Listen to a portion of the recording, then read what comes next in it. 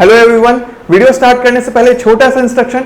SSC JEE के लिए best books और टेस्ट सीरीज का लिंक मैंने डिस्क्रिप्शन में डाला हुआ है, उसे देखना ना भूलें। Now let's start the video. तो अब हम पहुंच चुके हैं अपने मेजरमेंट के सबसे लास्ट टॉपिक में, जो है हमारा ट्रांसड्यूसर। तो देखिए, ट्रांसड्यूसर आपके मेजरमेंट के एसएससी जेईई में काफ़ी कम क्वेश्चंस पूछे जाते हैं।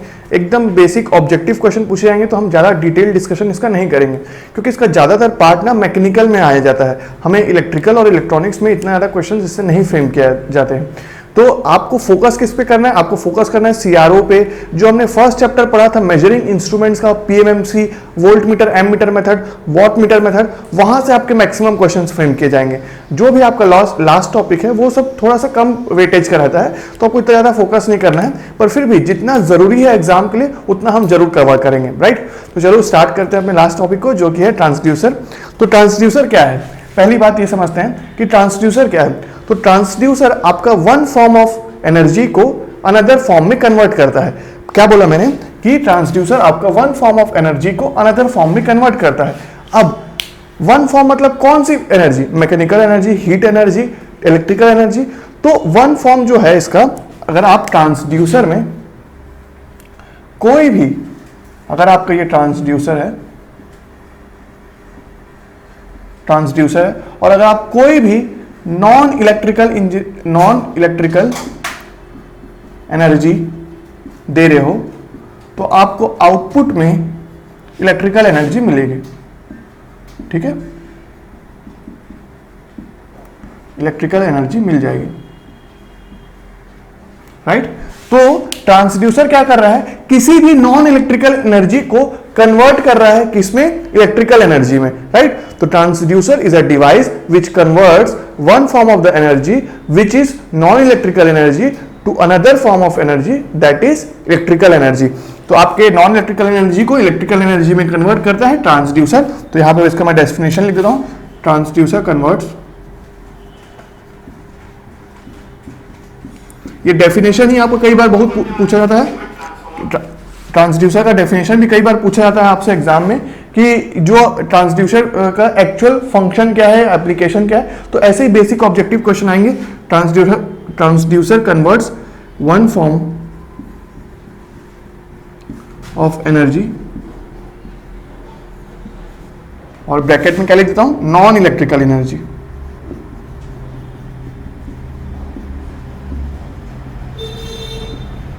into another form of energy,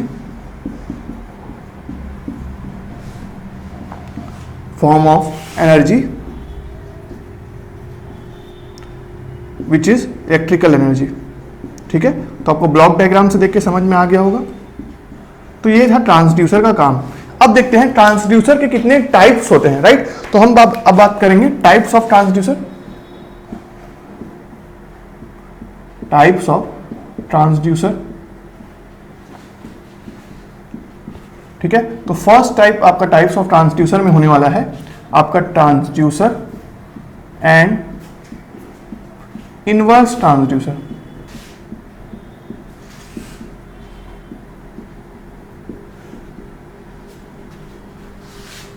inverse transducer, right. तो आपको तो यही समझ में आ गया कि भाई ट्रांसड्यूसर हमारा नॉन इलेक्ट्रिकल एनर्जी को इलेक्ट्रिकल एनर्जी में कन्वर्ट कर रहा है।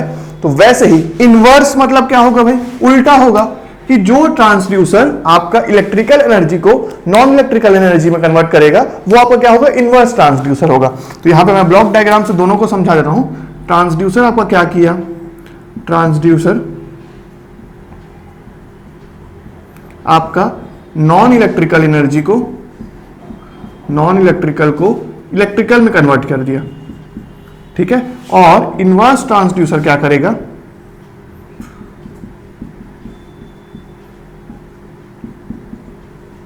ट्रांसड्यूसर आपका इलेक्ट्रिकल एनर्जी को नॉन इलेक्ट्रिकल में कन्वर्ट कर देगा, ठीक है। तो इससे ज्यादा तो एक्सप्लेनेशन की जरूरत नहीं है, इतना तो डेफिनेशन काफी है, राइट। तो इसको आप अपने वर्ड्स में आराम से लिख सकते हो, करेक्ट। अब सेकेंड पॉइंट आप देखते हैं। सेकेंड टाइप आपका ट्रांसड्यूसर का आप देख सकते हो, प्राइमरी ट्रांसड्यूसर,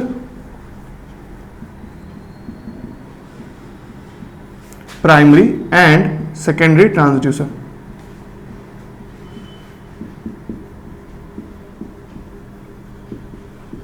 ठीक है, प्राइमरी एंड सेकेंडरी ट्रांसड्यूसर।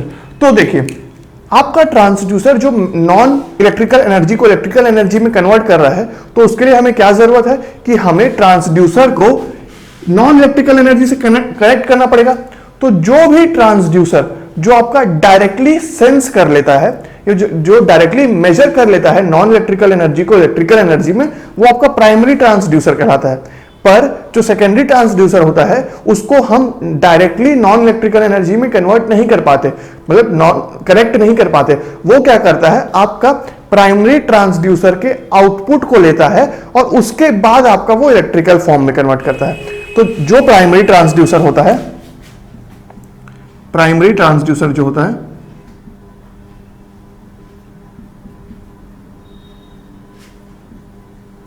ठीक है, उसको हम क्या करते हैं, डायरेक्टली कनेक्ट कर देते हैं, डायरेक्टली कनेक्ट कर देते हैं नॉन इलेक्ट्रिकल एनर्जी से। ठीक है, नॉन इलेक्ट्रिकल एनर्जी से। तो ये क्या करता है, आपका डायरेक्टली सेंस करने में और मेजर करने में सक्षम रहता है। ठीक है, तो प्राइमरी ट्रांसड्यूसर आपका डायरेक्टली नॉन इलेक्ट्रिकल एनर्जी को सेंस कर लेगा या मेजर कर लेगा। इसके मतलब कि आपको नॉन इलेक्ट्रिकल एनर्जी और ट्रांसड्यूसर के बीच में कोई भी एक्स्ट्रा इक्विपमेंट की जरूरत नहीं पड़ेगी, राइट। तो आप डायरेक्टली नॉन इलेक्ट्रिकल एनर्जी दो और प्राइमरी ट्रांसड्यूसर डायरेक्टली उसको सेंस या मेजर कर लेगा और आपको इलेक्ट्रिकल एनर्जी दे देगा। ठीक है, पर आपका जो सेकेंडरी ट्रांसड्यूसर होगा, यहां पे मैं लिखता हूं सेकेंडरी ट्रांसड्यूसर। सेकेंडरी ट्रांसड्यूसर जो होगा वो, उसके लिए क्या करना पड़ेगा हमें कि उसको हम डायरेक्टली कनेक्ट नहीं कर सकते आपकी नॉन इलेक्ट्रिकल एनर्जी से, क्योंकि वो डायरेक्टली सेंस नहीं कर पाता। उसको हमें प्राइमरी ट्रांसड्यूसर के आउटपुट में कन्वर्ट करना पड़ेगा। ठीक है, तो आपका कैसे रहता है सेकेंडरी ट्रांसड्यूसर, पहले यहां पे प्राइमरी ट्रांसड्यूसर आ जाएगा, फिर सेकेंडरी ट्रांसड्यूसर आएगा, फिर इलेक्ट्रिकल एनर्जी आएगा,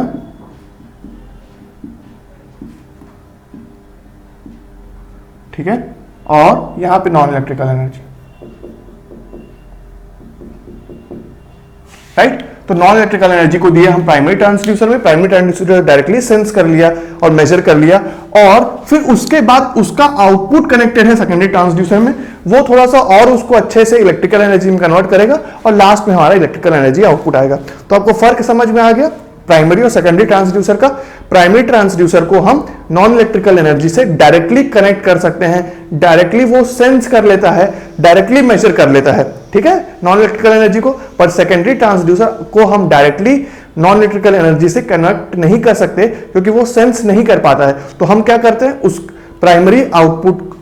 प्राइमरी ट्रांसड्यूसर के आउटपुट को हम देते हैं सेकेंडरी ट्रांसड्यूसर के इनपुट में, राइट, तब जाके वो सेंस कर पाता है। तो ये था आपका प्राइमरी एंड सेकेंडरी ट्रांसड्यूसर का डिफरेंस।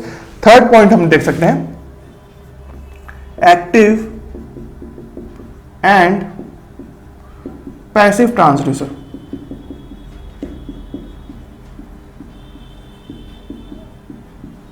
ठीक है, तो एक्टिव ट्रांसड्यूसर और पैसिव ट्रांसड्यूसर, देखिए आपने एक्टिव एंड पैसिव एलिमेंट्स पढ़ा है। एक्टिव एंड पैसिव एलिमेंट्स जो हम बेसिक इलेक्ट्रिकल इंजीनियरिंग में पढ़े हैं, वही एग्जैक्टली चीज यहां पे भी हम देखने वाले हैं। कैसे? एक्टिव मतलब कि क्या होता है, जिसको कोई भी एक्सटर्नल एनर्जी या सोर्स की जरूरत नहीं होती है, राइट। वैसे ही यहां पे भी एक्टिव वही होगा। पैसिव क्या होता है, जिसको हमें एक्सटर्नल एनर्जी सोर्स प्रोवाइड करना पड़ता है, तो वो क्या होता है, पैसिव होता है। तो यहां पे भी क्या होगा, दोनों ट्रांसड्यूसर्स हैं, मतलब कि क्या, यहां पे वो ट्रांसड्यूसर जो नॉन इलेक्ट्रिकल एनर्जी को इलेक्ट्रिकल एनर्जी में कन्वर्ट तो कर रहा है, पर उसको ये कन्वर्जन करने के लिए कोई भी एक्सटर्नल सोर्स की जरूरत नहीं है। तो जो ऐसा ट्रांसड्यूसर होगा उसको हम क्या बोलेंगे, एक्टिव ट्रांसड्यूसर। और वो ट्रांसड्यूसर जो नॉन इलेक्ट्रिकल एनर्जी को इलेक्ट्रिकल एनर्जी में कन्वर्ट कर रहा है, पर ऐसा कन्वर्जन करने के लिए हमको एक्सटर्नल सप्लाई या एक्सटर्नल सोर्स की सहायता लेनी पड़ रही है, तो उस केस में वो ट्रांसड्यूसर कैसा कहलाएगा, पैसिव ट्रांसड्यूसर, राइट। तो यहां पे मैं लिख देता हूं शॉर्ट में, एक्टिव मतलब कि क्या, no need of external source, ठीक है, और पैसिव मतलब कि क्या, एक्सटर्नल सोर्स रिक्वायर्ड।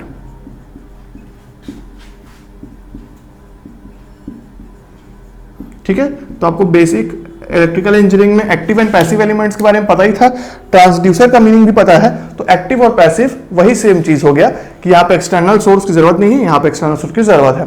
अब देखिए मतलब कि क्या होता है कि एक्टिव ट्रांसड्यूसर में आप जस्ट अपना नॉन इलेक्ट्रिकल एनर्जी प्रोवाइड करो और उसको वो क्या करेगा, जो आउटपुट सिग्नल देगा इलेक्ट्रिकल फॉर्म में, आउटपुट वोल्टेज, आउटपुट करंट, जो भी आपका इलेक्ट्रिकल क्वांटिटी दे रहा है, उसको प्रोवाइड करने के लिए जितनी भी एनर्जी चाहिए कन्वर्जन के लिए, वो क्या करेगा, उस नॉन इलेक्ट्रिकल एनर्जी से ही ले लेगा। ठीक है, तो उसको एक्सटर्नल सोर्स की जरूरत नहीं पड़ती है ये कन्वर्जन करने के लिए। पर जो सेकेंडरी पैसिव ट्रांसड्यूसर होता है वो आपका कन्वर्जन करेगा तो, पर उसको एक्साइटेशन के लिए हमको क्या करना पड़ेगा, एक एक्सटर्नल एक्साइटेशन या सोर्स प्रोवाइड करना पड़ेगा ताकि वो कन्वर्जन कर पाए वो, राइट। तो यहां पे आपको ये एक्टिव एंड पैसिव का भी डिफरेंस पता चल गया।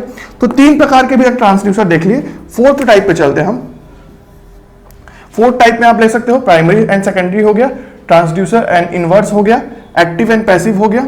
तो 4th हो गया आपका एनालॉग एंड डिजिटल ट्रांसड्यूसर। ठीक है, तो देखो आपको अच्छे से पता है कि जो इलेक्ट्रिकल क्वांटिटी होती है वो 2 तरीके की होती है। एक तो होता है एनालॉग इलेक्ट्रिकल क्वांटिटी और दूसरा होता है डिजिटल फॉर्म, राइट। तो एनालॉग क्या होता है, जो आपका कंटिन्यूअस विथ टाइम होता है, वो एनालॉग सिग्नल होता है। और डिजिटल सिग्नल क्या होता है, जो आपका पल्सेस के फॉर्म में होता है या डिस्क्रीट फॉर्म में होता है, वो क्या होता है, आपका डिजिटल सिग्नल होता है। तो पल्सेस के फॉर्म में स्क्वायर पल्स हमने देखा था, डिजिटल सिग्नल कैसा होता है, तो राइट। तो वो जो चीज है कि ट्रांसड्यूसर आपका नॉन इलेक्ट्रिकल एनर्जी से इलेक्ट्रिकल एनर्जी में कन्वर्ट कर रहा है। अब अगर वो ट्रांसड्यूसर आपका इलेक्ट्रिकल एनर्जी में जो कन्वर्जन किया है वो अगर आपका एनालॉग फॉर्म में है तो वो क्या कहलाएगा, एनालॉग ट्रांसड्यूसर कहलाएगा। अगर कोई ट्रांसड्यूसर नॉन इलेक्ट्रिकल एनर्जी से इलेक्ट्रिकल एनर्जी में कन्वर्ट कर रहा है और वो जो इलेक्ट्रिकल एनर्जी हमको मिली है वो आपका डिजिटल फॉर्म में है, मतलब कि पल्स के फॉर्म में है, तो वो क्या कहलाएगा, डिजिटल ट्रांसड्यूसर कहलाएगा, राइट। तो यहां पे हम क्या देख सकते हैं, एनालॉग मतलब एनालॉग ट्रांसड्यूसर अगर आप देखना चाहो तो वो हो जाएगा एनालॉग ट्रांसड्यूसर में इलेक्ट्रिकल क्वांटिटी जो होगा, आउटपुट इलेक्ट्रिकल क्वांटिटी लिख देता हूं, ठीक है। तो आउटपुट क्योंकि ट्रांसड्यूसर का आउटपुट क्या है, इलेक्ट्रिकल क्वांटिटी ही है, तो आउटपुट इलेक्ट्रिकल क्वांटिटी आपका एनालॉग फॉर्म में होगा, ठीक है। Quantity is in analogue form, ठीक है, that is continuous with time with respect to time. और डिजिटल ट्रांसड्यूसर जो होगा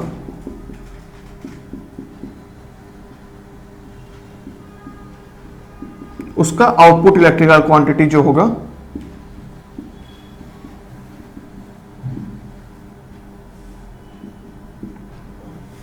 वो क्या होगा, इज ऑफ डिजिटल फॉर्म, मतलब कि क्या, पल्सेस के फॉर्म में होगा, ठीक है। तो यहां पे हमने टाइप्स ऑफ ट्रांसड्यूसर भी देख लिया। तो अभी तक हमको ट्रांसड्यूसर के बारे में क्या क्या पता चल गया, हमें पता चल गया कि ट्रांसड्यूसर करता क्या है, non electrical to electrical convert करता है।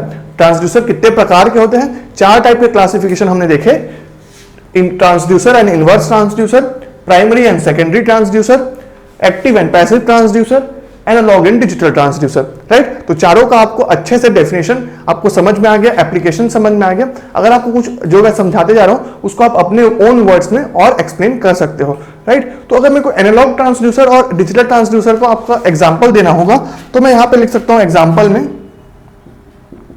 LVDT, स्ट्रेन गॉज, ठीक है, और थर्मोकपल और थर्मिस्टर भी लिख सकते हो,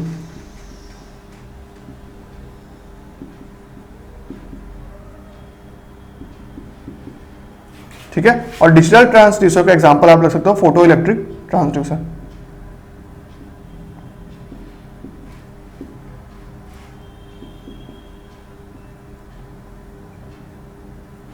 ठीक है, फोटो इलेक्ट्रिक ट्रांसड्यूसर। नाउ अब देखिए हमको क्या करना है, कुछ इंपॉर्टेंट ट्रांसड्यूसर का आइडिया होना चाहिए। तो सबसे पहला इंपॉर्टेंट ट्रांसड्यूसर जो हम डिस्कस करने वाले हैं वो आपका LVDT होगा, ठीक है। LVDT।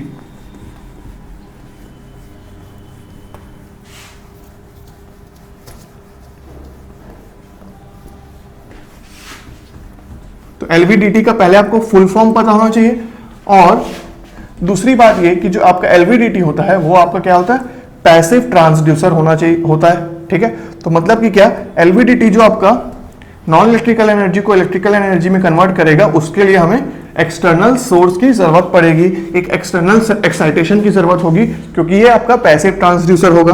तो पहला हम देखते हैं LVDT। तो इसका फुल फॉर्म होता है लीनियर वेरिएबल डिफरेंशियल ट्रांसफॉर्मर। ठीक है, ट्रांसफॉर्मर। तो आपको कई बार तो फुल फॉर्म ही पूछ लेता है, तो आपको फुल फॉर्म पता होना चाहिए LVDT का, कि फुल फॉर्म होता है linear variable differential transformer. Right, तो फुल फॉर्म आपको पता होना चाहिए। एकदम बेसिक क्वेश्चन आएंगे आपके ट्रांसड्यूसर से, तो जैसे कि फुल फॉर्म पूछ लिया तो फुल फॉर्म में आपको पता होना चाहिए। राइट, अब आपको दूसरा पॉइंट इसका पता होना चाहिए कि आपका ये पैसिव ट्रांसड्यूसर है।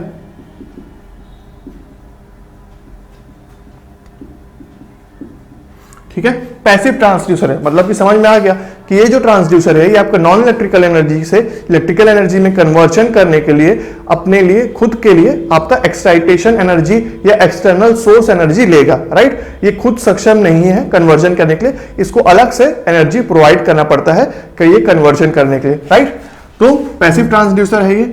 सेकेंड पॉइंट आप यहां पे लिख सकते हो कि मेजर डिस्प्लेसमेंट, ये आपका डिस्प्लेसमेंट भी मेजर करता है। ठीक है, तो अब देखते हैं इसका सर्किट डायग्राम अगर मैं बनाऊं आपको, पहले इसका इंटरनल डायग्राम दिखा देता हूं आपको, फिर सर्किट डायग्राम दिखाऊंगा। ठीक है,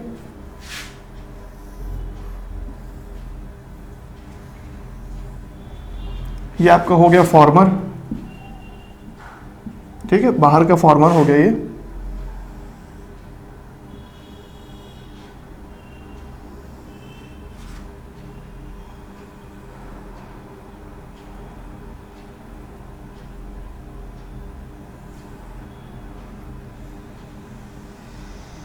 ठीक है, और ये हो गया आपका सेकेंडरी वाइंडिंग, प्राइमरी वाइंडिंग, फिर सेकेंडरी वाइंडिंग, फिर secondary winding, primary winding, secondary winding. ठीक है, और यहाँ पे आपका आ जाएगा एक सॉफ्ट आयरन कोर का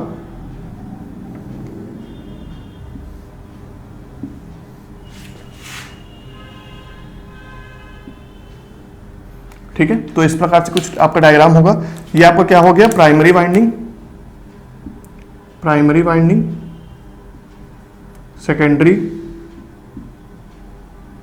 ये भी सेकेंडरी, ये भी सेकेंडरी, ये प्राइमरी, ये सेकेंडरी वाइंडिंग हो जाएगा। और यहां प्राइमरी में आप क्या करोगे, एक्साइटेशन प्रोवाइड करोगे प्राइमरी वाइंडिंग में। ठीक है, और ये क्या है आपका डिस्प्लेसमेंट आर्म है।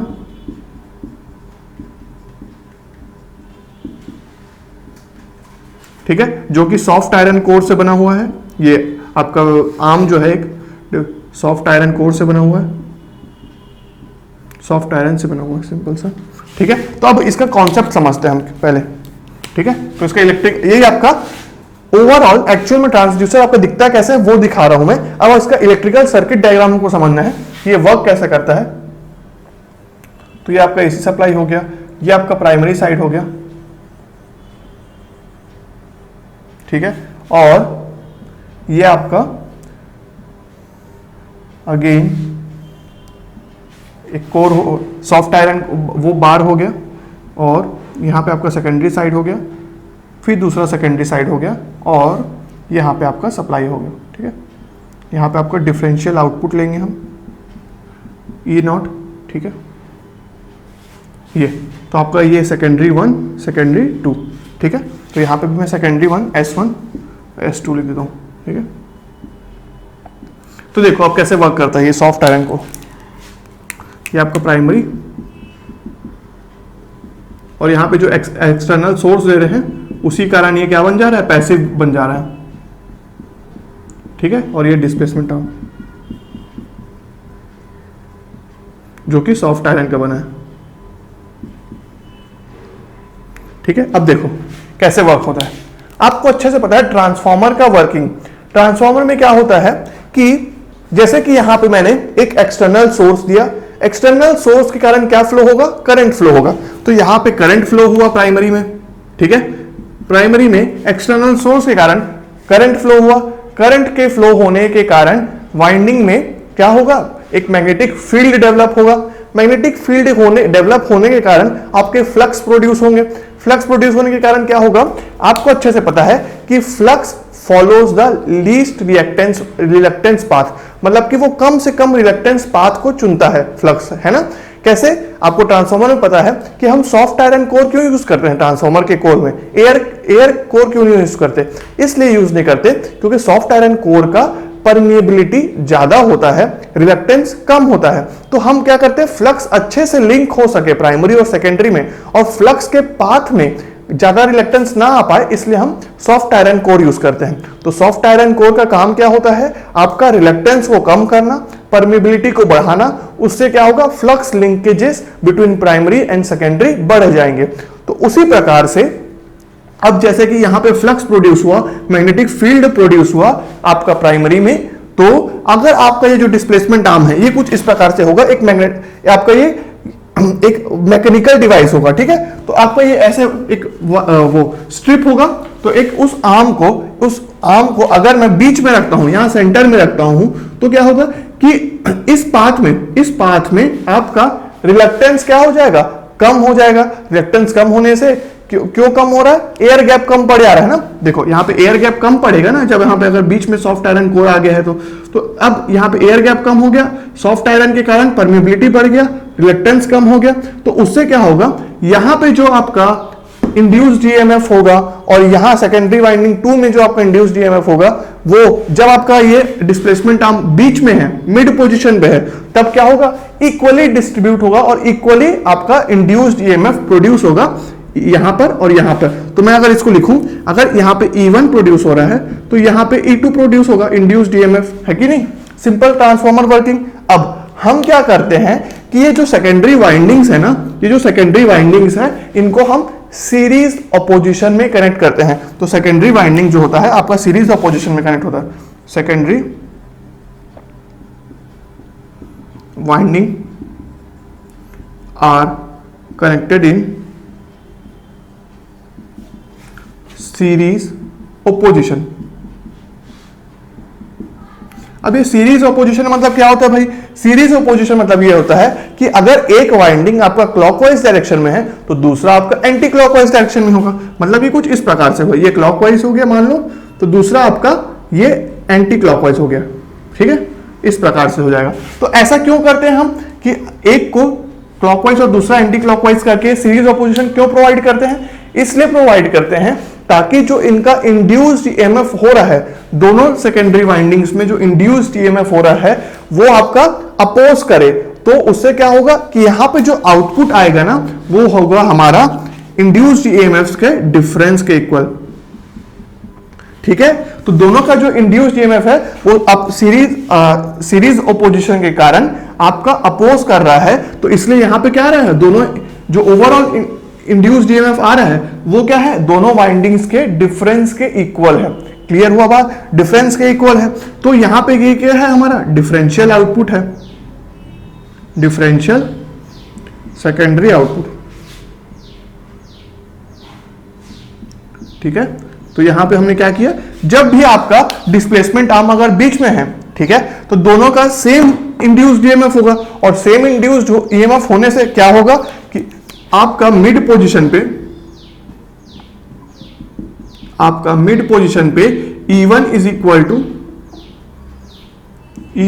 टू E2 होगा, है ना, क्योंकि दोनों में सेम फ्लक्स लिंकेजेस होगा, राइट। और उससे क्या होगा कि E0 जो है आउटपुट डिफरेंशियल जो है वो 0 आ जाएगा, 0 वोल्ट आ जाएगा, ठीक है, क्योंकि दोनों का डिफरेंस ले रहे हैं हम। अब मान लो यहां पे मैंने क्या किया, इस डिस्प्लेसमेंट आर्म को, ये जो मैकेनिकली हम मूव कर सकते हैं, उसको मैंने क्या किया, थोड़ा सा लेफ्ट शिफ्ट कर दिया। तो लेफ्ट शिफ्ट करने से क्या हो जाएगा कि आपका नेक्स्ट डायग्राम कुछ इस प्रकार से हो जाएगा। सॉफ्ट आयरन कोर इधर आ गया और ये आपका इधर है, तो सॉफ्ट आयरन कोर इधर है। अब देखो, अब फिर से यहां पे फ्लक्स प्रोड्यूस हो रहा है, फ्लक्स फिर से लो रिलक्टेंस पाथ फॉलो करेगा। तो लो रिलक्टेंस पाथ कौन सा होगा, यहां से आएगा आपका फ्लक्स, है ना।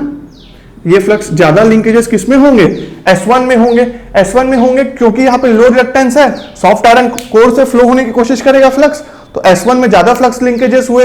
ज्यादा फ्लक्स लिंकेजेस होने से क्या होगा आपका, कि आपका induced EMF in secondary winding S1 will be more, ज्यादा इंड्यूस्ड ईएमएफ होगा। तो इस केस में जब लेफ्ट शिफ्ट हो जाता है, तो लेफ्ट शिफ्ट में आपका E1 will be greater than E2 होगा।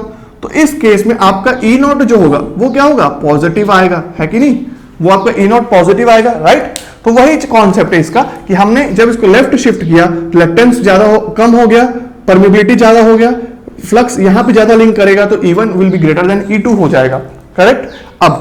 अब अगर वैसे ही समझ लो कि अब मैं इसको हटा के शिफ्ट करके राइट शिफ्ट कर दूं, तो राइट शिफ्ट करने से आप इजीली बता सकते हो कि अगर सर राइट शिफ्ट कर देंगे इसको, ये अगर आपका फ्लक्स यहां मतलब सॉफ्ट आयरन कोर अगर यहां पे आ गया,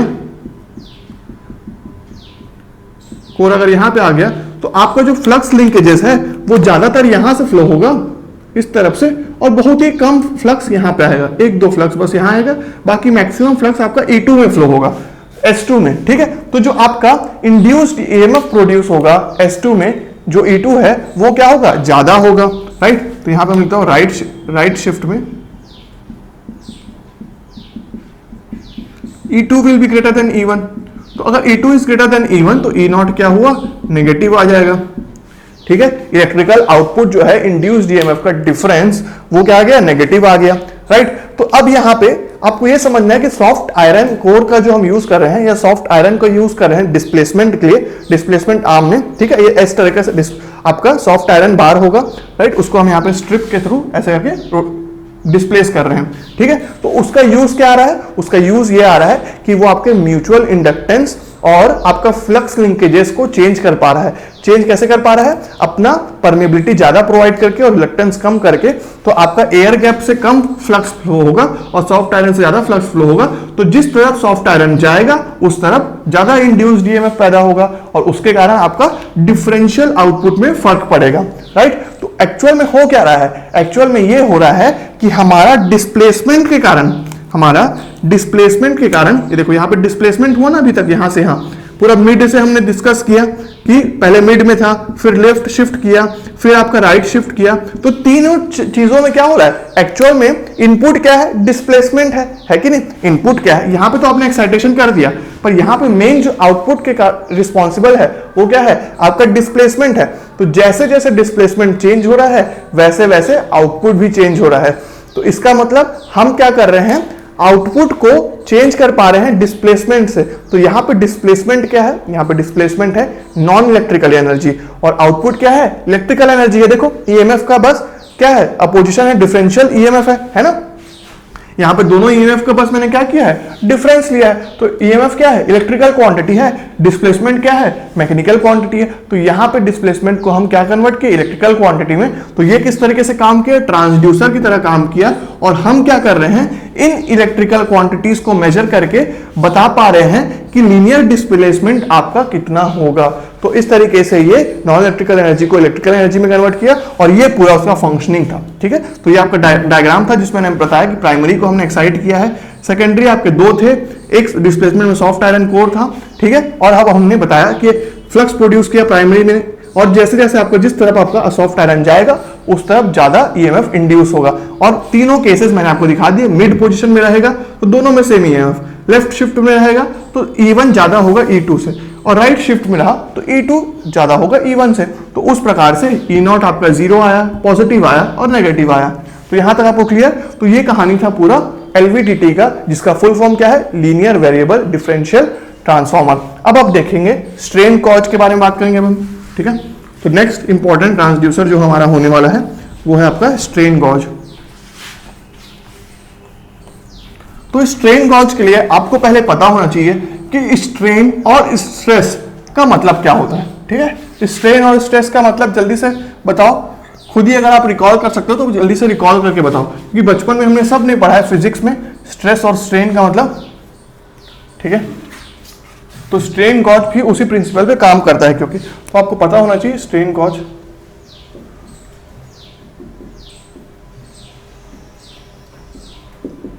ठीक है।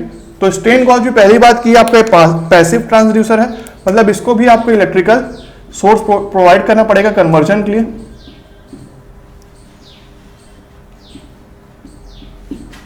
ठीक है, तो जो भी कन्वर्जन होगा उसके लिए आपको एक्सटर्नल एनर्जी सोर्स की रिक्वायरमेंट होगी, तब जाके ये आपका कन्वर्जन कर पाएगा नॉन इलेक्ट्रिकल एनर्जी से इलेक्ट्रिकल एनर्जी में।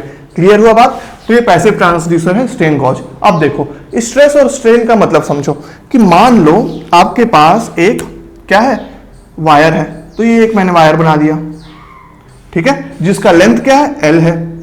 एक वायर का लेंथ एल है, ठीक है। तो ये वायर है मेरे सामने, ठीक है, ये वायर को बनाया हूं मैं, ये ठीक है। अब देखो अगर मैं इस वायर को खींचूं, जोर से टाइट से खींचने की कोशिश करूं, तो वायर क्या होगा, जैसे ही मैं इसमें यहां पे स्ट्रेस डाल रहा हूं तो इसका क्या होगा, आपका लेंथ, यहां पे आपका जो लेंथ है वो आपका बढ़ जाएगा, लेंथ बढ़ेगा, और जो ये एरिया ऑफ क्रॉस सेक्शन है, एरिया ऑफ क्रॉस सेक्शन कम होगा, तो ओवरऑल जो वायर है वो किस तरह से दिखने लग जाएगा, कुछ इस प्रकार से दिखेगा।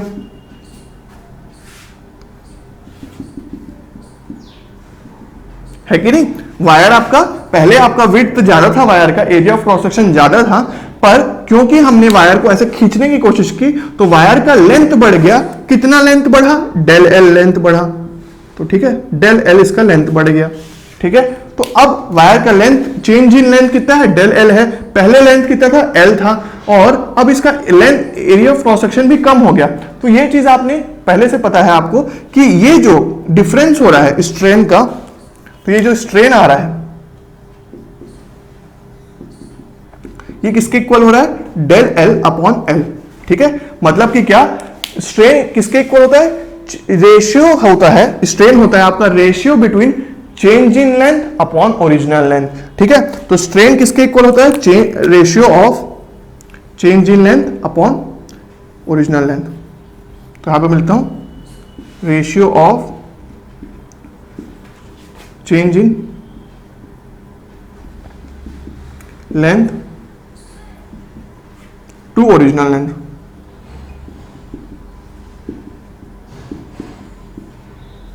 Length is called strain.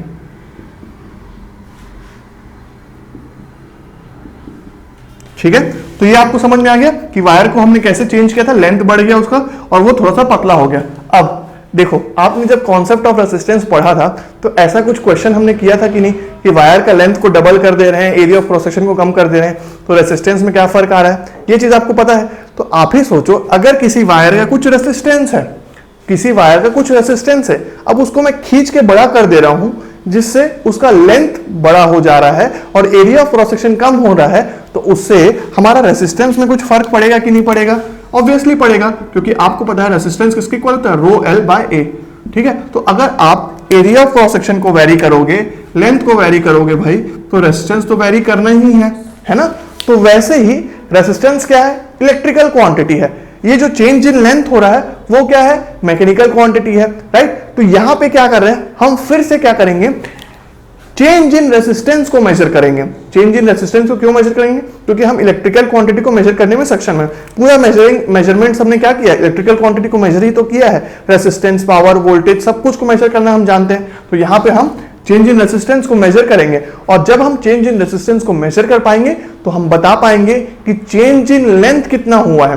तो ये क्या कर रहा है, इनडायरेक्टली आपका किसको मेजर कर रहा है, नॉन इलेक्ट्रिकल क्वांटिटी को। इसीलिए क्या है, ट्रांसड्यूसर है जो आपका नॉन इलेक्ट्रिकल क्वांटिटी को मेजर कर रहा है इलेक्ट्रिकल क्वांटिटी में कन्वर्ट करके, जिसलिए क्या कहते हैं, इसको ट्रांसड्यूसर बोलते हैं। ठीक है, तो स्ट्रेन गॉज आपका पैसिव ट्रांसड्यूसर है। अब देखो यहां पे आपको पता है स्ट्रेन का मतलब समझ में आ गया, स्ट्रेस का मतलब क्या होगा, ये जो मैं प्रेशर लगा रहा हूं वायर को लंबा करने के लिए, जो प्रेशर लगा रहा हूं वही तो स्ट्रेस है। तो मतलब कि स्ट्रेस कुछ नहीं, बल्कि स्ट्रेस कुछ नहीं आपका फोर्स अपॉन एरिया होता है। ठीक है, तो स्ट्रेस क्या होता है, प्रेशर के इक्वल होता है, जो कि आपका फोर्स पर यूनिट एरिया के इक्वल होता है। फोर्स पर यूनिट एरिया, इसका अगर आपको यूनिट याद नहीं हो तो यूनिट आपको पता होना चाहिए, न्यूटन पर मीटर स्क्वायर के इक्वल होता है। तो ये आपका स्ट्रेस हो गया, है ना, ये आपका स्ट्रेस हो गया, right.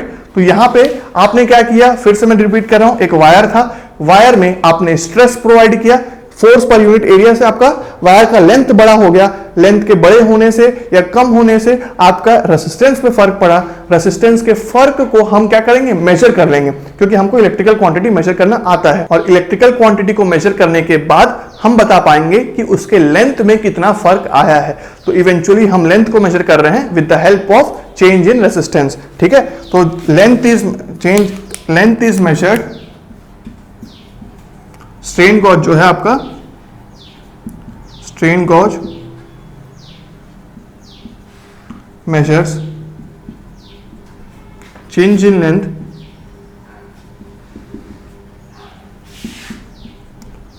with the help of change in resistance, ठीक है, राइट, ठीक है, समझ में आ गया आपको। तो अब देखिए इसका जो स्ट्रेन गॉज का ना और भी ज्यादा एप्लीकेशंस होते हैं, कि जैसे यहाँ पे हम स्ट्रेस भी मेजर कर सकते हैं, फोर्स, एरिया, एक्सेलरेशन, ये सब चीजों को भी हम इस स्ट्रेन गॉज से मेजर कर सकते हैं। तो आपको अगर कहीं और भी दिखा है कि इसका और क्या क्या एप्लीकेशन हो सकता है, तो आप ये भी लिख सकते हो, it is used to measure pressure, ठीक है, area of cross section, acceleration, displacement, ये सब भी आपका आप स्ट्रेन गॉज के हेल्प से मेजर कर सकते हो। अब हम चलते हैं मेजरमेंट ऑफ टेम्परेचर में, ठीक है। तो अभी हमने क्या देखा, एलवीडीटी, उसमें भी हम डिस्प्लेसमेंट को मेजर किए, है ना, with the help of differential output के, ठीक है। तो डिस्प्लेसमेंट को मेजर किए थे एलवीडीटी में, किसके हेल्प से, जो डिफरेंशियल सेकेंडरी आउटपुट आ रहा था उसके हेल्प से, इलेक्ट्रिकल क्वांटिटी। यहां पे किसको मेजर किए, लेंथ को मेजर किए with the help of change in resistance को, राइट। अब हमको टेम्परेचर को मेजर करना है with the help of change in resistance again, ठीक है। तो यहां पे हम तीन टाइप के चेंज इन टेम्परेचर को मेजर करने के लिए तीन तरीके का ट्रांसड्यूसर को पढ़ेंगे।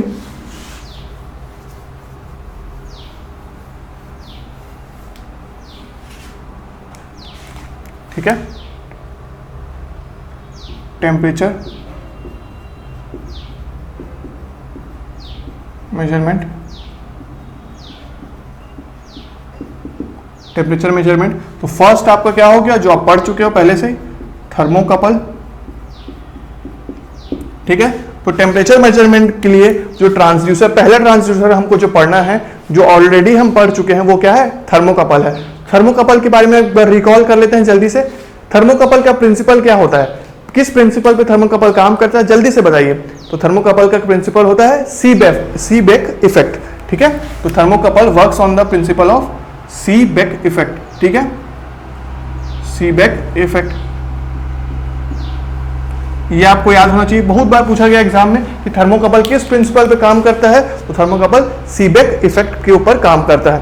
तो अब देखिए सीबेक इफेक्ट होता क्या है, आपको अच्छे से पता है कि कभी भी अगर हम दो डिसिमिलर मटेरियल्स को जोड़ते हैं, तो उनमें दो डिसिमिलर मटेरियल्स को जोड़ने से होगा क्या, कि उसमें अलग अलग करंट फ्लो होगा। अलग अलग करंट फ्लो होने के कारण आपका क्या होगा, अलग अलग हीट डेवलप होगा दोनों वायर्स में, और जो हीट डेवलप हो रहा है ना, उसके कारण क्या होगा, उनके आउटपुट टर्मिनल में एक डीसी वोल्टेज डेवलप होगा, जिसको हम पीएमएमसी से मेजर कर लेते हैं। ये चीज हमने बहुत ही डिटेल डिस्कशन में पढ़ा था जब हम मेजरमेंट ऑफ टेम्परेचर पढ़ रहे थे with the help of thermocouple and hot wire instrument, right. तो उसमें अब हम यहाँ पे ज्यादा डिटेल में नहीं जाएंगे, आपको बस पता होना चाहिए कि ये ट्रांसड्यूसर है जो सीबेक इफेक्ट पे काम करता है। सीबेक इफेक्ट ये बोलता है कि अगर हम दो डिसिमिलर एलिमेंट्स, मटेरियल्स को कनेक्ट कर दें, जो कि कैसे होते हैं, प्लैटिनम और रोडियम या प्लैटिनम और इरिडियम जैसे मटेरियल्स को कनेक्ट कर देंगे, तो उनको उनके जंक्शन में जब अलग अलग करंट फ्लो होगा, तो उस करंट के कारण हीट डेवलप होगा, और उन हीट के डिफरेंस के कारण, टेम्परेचर डिफरेंस के कारण, एक हॉट जंक्शन रहेगा, एक कोल्ड जंक्शन रहेगा। तो टेम्परेचर डिफरेंस के कारण उनके टर्मिनल्स में क्या होगा, एक डीसी वोल्टेज डेवलप होगा। उस डीसी वोल्टेज को हम पीएमएमसी से मेजर कर लेंगे। तो यही था आपका सीबेक इफेक्ट और थर्मोकपल का वर्किंग, राइट। तो ये हमको जरा डिटेल में डिस्कस नहीं करना है, हमको जाना है आरटीडी में। तो इसका फुल फॉर्म होता है रेजिस्टेंस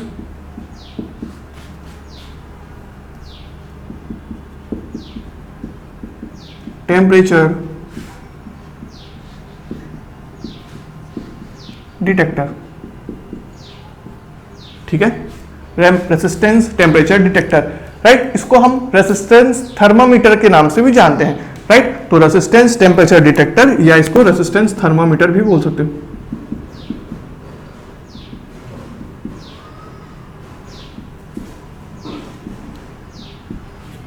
तो यहां पे होता क्या है, देखो ये आपका क्या हो गया, एक हीटिंग एलिमेंट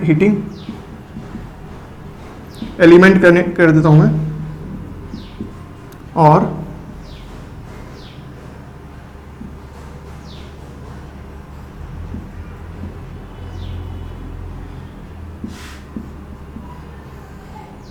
ठीक है, ये तो हीटिंग एलिमेंट एक कनेक्ट कर दिया।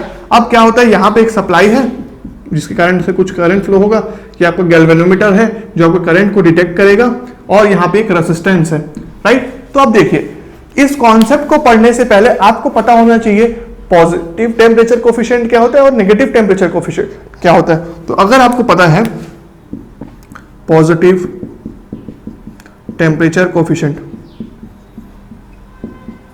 तो आप इस कॉन्सेप्ट को समझ सकते हो। तो जल्दी से बताइए पॉजिटिव टेम्परेचर कोफिशिएंट क्या होता है, जो हम कॉन्सेप्ट ऑफ रेजिस्टेंस में पढ़े हैं पहले से। पॉजिटिव टेम्परेचर कोफिशिएंट ये बोलता है कि अगर आप टेम्परेचर को बढ़ाओगे तो आपका रेजिस्टेंस भी बढ़ेगा, ठीक है, जो हम मेटल्स में देखते हैं, राइट। और नेगेटिव टेम्परेचर कोफिशिएंट ये बोलता है, नेगेटिव टेम्परेचर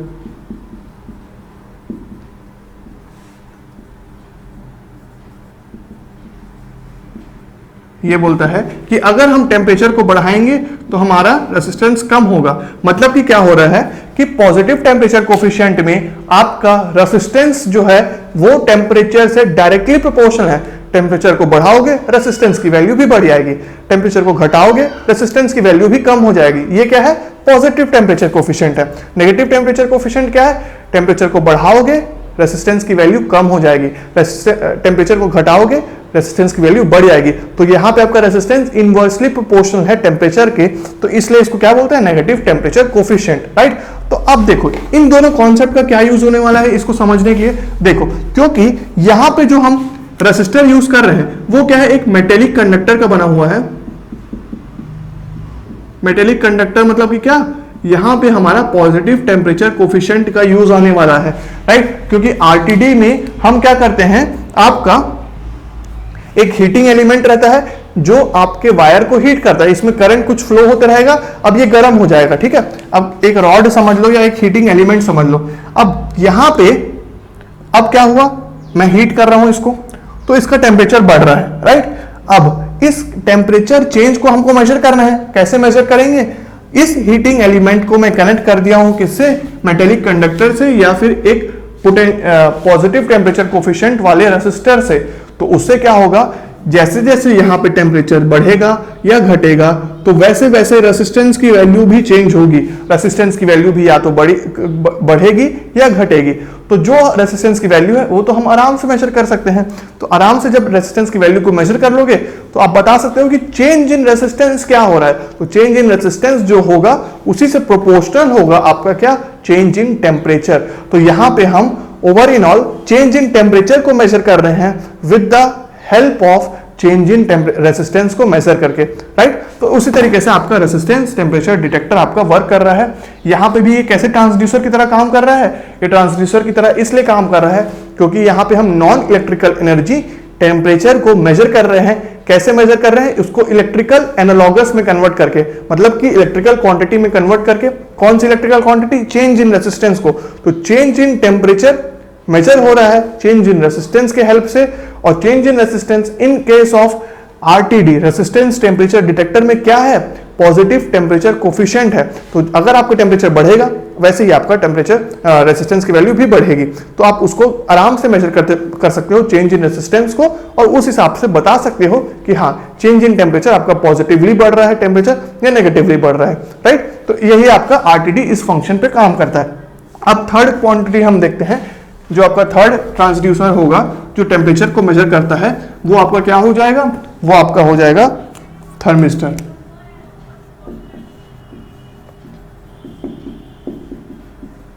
ठीक है, तो थर्मिस्टर का मैं आपको बताऊं, डायग्राम सेम होने वाला है, राइट। तो सेम डायग्राम बनाता हूं जल्दी से।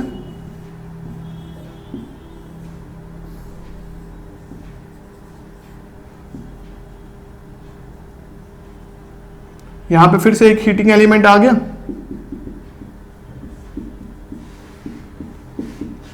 ये गैल्वेनोमीटर हो गया, ये ईएमएफ हो गया, और यहाँ पे करंट को मेजर कर रहे हैं हम गैल्वेनोमीटर के हेल्प से।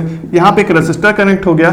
अब ध्यान देने वाली बात ये है कि आरटीडी में resistance temperature coefficient, resistance temperature detector में हमने क्या यूज किया, मेटेलिक कंडक्टर यूज किया, जिसका टेम्परेचर कोफिशिएंट क्या था, पॉजिटिव टेम्परेचर कोफिशिएंट था, राइट। पर यहां पे हम क्या यूज करेंगे, सेमीकंडक्टर यूज करेंगे। तो सेमीकंडक्टर यूज करेंगे, राइट, सेमीकंडक्टर यूज करेंगे, तो यहां पे हमको क्या देखने को मिलेगा, नेगेटिव टेम्परेचर कोफिशिएंट देखने को मिलेगा। मतलब कि क्या, आपका जो हीटिंग एलिमेंट है फिर से वो हीट हो रहा है, हीट होने से टेम्परेचर बढ़ेगा, टेम्परेचर बढ़ने से क्या होगा, रेसिस्टेंस की वैल्यू में चेंज आएगा, रेसिस्टेंस की वैल्यू इस बार क्या होगी, कम होगी। क्यों, क्योंकि यहां पे नेगेटिव टेम्परेचर कोफिशिएंट है, तो टेम्परेचर बढ़ेगा, यहां पे टेम्परेचर बढ़ेगा तो रेसिस्टेंस कम होगा, राइट। यहां पे टेम्परेचर घटेगा तो रेसिस्टेंस बढ़ेगा, राइट, क्योंकि ये क्या है, नेगेटिव टेम्परेचर कोफिशिएंट है, सेमीकंडक्टर का यूज कर रहे हैं। यहां पे क्या हो रहा है, हमारा टेम्परेचर बढ़ेगा, रेसिस्टेंस बढ़ेगा, टेम्परेचर घटेगा, रेसिस्टेंस घटेगा, क्योंकि यहां पे हम क्या यूज कर रहे हैं, पॉजिटिव टेम्परेचर कोफिशिएंट यूज कर रहे हैं, मेटेलिक कंडक्टर यूज कर रहे हैं, और यहां पे नेगेटिव टेम्परेचर कोफिशिएंट यूज कर रहे हैं, जो कि क्या है, सेमीकंडक्टर है। तो बाकी सब वर्किंग सेम है। अब हम क्या करेंगे, टेम्परेचर चेंज को मेजर कर लेंगे, कैसे, with the help of change in resistance को मेजर करके। तो चेंज इन रेसिस्टेंस को आप मेजर कर सकते हो, क्यों, क्योंकि चेंज इन रेसिस्टेंस आपको पता है कि ये ईएमएफ है, यहां पे करंट चेंज होने लग जाएगा चेंज इन रेसिस्टेंस के कारण, तो करंट चेंज होगा, तो उसको तो आप मेजर कर सकते हो कि कितना चेंज हुआ भाई आपका रेसिस्टेंस की वैल्यू, राइट। तो इस तरीके से आप चेंज इन टेम्परेचर को मेजर कर सकते हो। तो चेंज इन टेम्परेचर में हमने 3 तरीके के ट्रांसड्यूसर देखे। पहला थर्मोकपल, जो हम पहले से पढ़ चुके थे। सेकेंड क्या था, रेसिस्टेंस टेम्परेचर डिटेक्टर, जिसको हम रेसिस्टेंस थर्मामीटर भी बोलते हैं, जो आपका पॉजिटिव टेम्परेचर कोफिशिएंट पे वर्क करता है। सेकंड क्या था, थर्मिस्टर था। तीनों में हम क्या करते हैं, चेंज इन टेम्परेचर को मेजर करते हैं, राइट। तो यहां पे आपका ट्रांसड्यूसर कंप्लीट होता है, और ज्यादा डिटेल में जाने की जरूरत नहीं है। बहुत ही कम क्वेश्चंस देखने को मिलेंगे ट्रांसड्यूसर से हमको, क्योंकि मैक्सिमम पार्ट इसका क्या है, आपका मैकेनिकल पार्ट में आता है, इलेक्ट्रिकल और इलेक्ट्रॉनिक्स के लिए ये उतना ज्यादा इंपॉर्टेंट नहीं है। इंपॉर्टेंट क्या है, आपका सीआरओ है, आपका पीएमएमसी है, जो इंपॉर्टेंट इंस्ट्रूमेंट्स पढ़े हैं वो है आपका एरर्स है, और जो आपका ये वॉट मीटर मेथड्स है, इनको आपको अच्छे से पढ़ना है। वोल्ट मीटर, एम मीटर को पढ़ना है, ब्रिजेस को पढ़ना है, उन पे ज्यादा फोकस कीजिए, तो आप मैक्सिमम मार्क्स आपके मेजरमेंट में स्कोर कर पाओगे, राइट।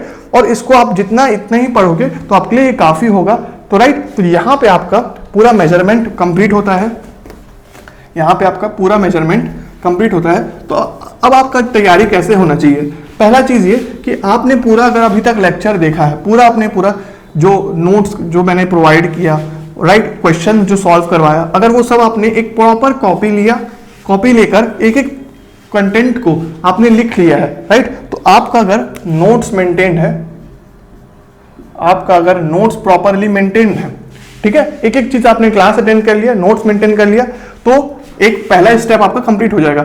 सेकंड आपको क्या करना है, आपको जो भी आपके एसएससी जेई या आप ईएससी की तैयारी कर रहे हो, किसी भी एग्जाम की तैयारी कर रहे हो, आरआरबी जेई की तैयारी कर रहे हो, तो आपको क्या करना है, उसका बुकलेट या क्वेश्चन बैंक जो उसके एग्जाम में पूछे गए हैं, मेजरमेंट के सारे क्वेश्चन को लगा लेने हैं। तो यहाँ पे आप क्या करेंगे, प्रीवियस ईयर क्वेश्चन को कर लेंगे। तो ये आपका सेकेंड स्टेप हो गया, प्रीवियस ईयर क्वेश्चन कर लोगे। उसके बाद क्या करना है आपको, थर्ड स्टेप में आपको देना है टेस्ट सीरीज, टेस्ट सीरीज दे दोगे, ठीक है। तो टेस्ट सीरीज से आपको और प्रैक्टिस हो जाएगा, ऑनलाइन एग्जाम में कैसे आपको बैठना है या कैसे क्वेश्चन को अटेंड करना है वो भी आपको मैनेज हो जाएगा। फोर्थ चीज आपको बस ये मैनेज करना है अपने मेंटल एटीट्यूड के ऊपर। मेंटल एटीट्यूड, आपको कैसे आपको अपना आराम से प्रेशर में काम करना है, प्रेशर में अपने आप को क्वेश्चन सॉल्व करना है, स्पीड में सॉल्व करना है, जजमेंट कैसे करना है, तो आपको मेंटली अपने आप को कैसे एग्जाम में बैठकर पेपर देना है, उसके लिए आपको प्रिपेयर करना है। अगर ये 4 स्टेप्स आपने कर लिया तो आपके लिए कोई भी एग्जाम ऐसा नहीं होगा जो आप क्रैक नहीं कर सकते, राइट। तो ये 4 स्टेप आप कर चुके होंगे, क्योंकि यहाँ पे हमने मैक्सिमम चीज ये वाला चीज तो मैंने पूरा कंप्लीट करवा दिया, पीवाईक्यू भी हमने मैक्सिमम क्वेश्चंस को कर लिया है। तो आपको बस क्या करना है, इनको रिवाइज करना है, टेस्ट सीरीज देना है और मेंटल एटीट्यूड पे काम करना है। बाकी आपका कोई भी एग्जाम हो, आपका सारा सब्जेक्ट आप इसी तरीके से प्रिपेयर कीजिए। नोट्स बनाते चाहिए, टीचर जो पढ़ा रहा है, कोई भी टीचर पढ़ाए, चाहे मैं या चाहे कोई भी टीचर पढ़ाए, उसका नोट्स मेंटेन कीजिए। सब कुछ को नोट करके अच्छे से रिवाइज करके प्रीवियस ईयर क्वेश्चन लगाइए, टेस्ट सीरीज दीजिए और अपना मेंटल एटीट्यूड को रखिए, तो आपको कोई भी एग्जाम क्लियर हो जाएगा, राइट। तो यहाँ पे अगर आपको कोई भी डाउट होगा मेजरमेंट में तो कमेंट कीजिएगा। कुछ भी फीडबैक होगा, कोई टॉपिक छूट गया होगा या किसी में आपको फिर से रिकॉल करवाना होगा, फिर से समझना होगा, तो उसको भी आप कमेंट कर सकते हैं। तो मिलते हैं अब नेक्स्ट सब्जेक्ट में। Thank you everyone for watching this video till the end. Please like this video and share it with your friends.